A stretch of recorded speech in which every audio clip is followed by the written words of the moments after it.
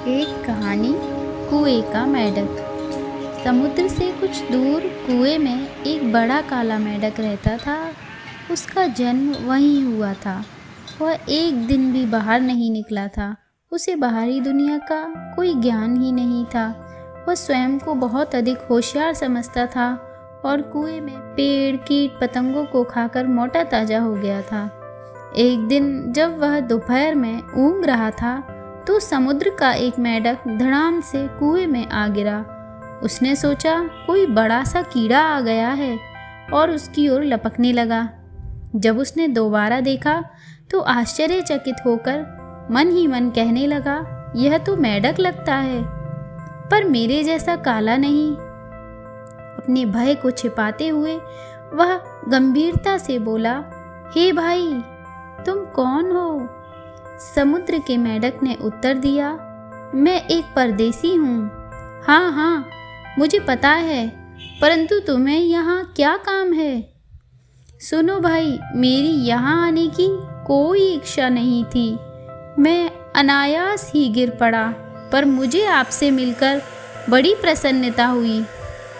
हमारे कुएं वाले मेंढक जी उत्तर से संतुष्ट हुए, पर आगंतुक के बारे में और जानकारी प्राप्त करना चाहते थे। तुम कहाँ से आए हो? मैं समुद्र से आया हूँ। समुद्र? यह क्या बला है? कितना बड़ा है?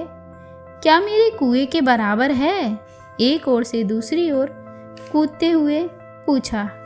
मेरे भाई, दूसरे ने मुस्कुराते हुए कहा, तुम समुद्र की तुलना अपने इस छोटे से कुएं से कैसे कर सकते हो?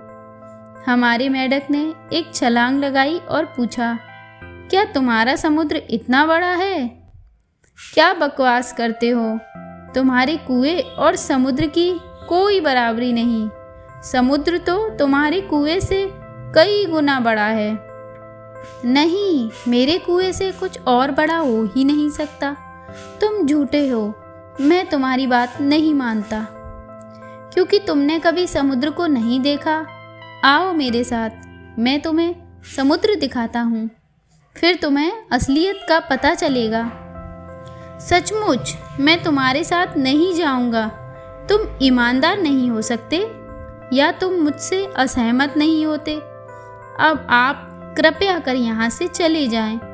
समुद्र के ज्ञानी मेंढक ने सोचा कि इस मूर्ख से बहस करने में कोई लाभ नहीं है, और वह वापस चला गया।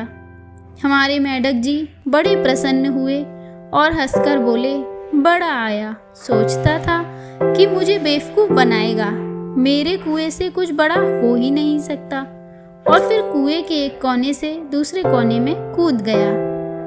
शिक्षा मिलती है हमें इससे कि हमें दूसरों के प्रति कुएं के मेंढक जैसा व्यवहार नहीं करना चाहिए। दूसरे की बातों को समझना और सराहना चाहिए।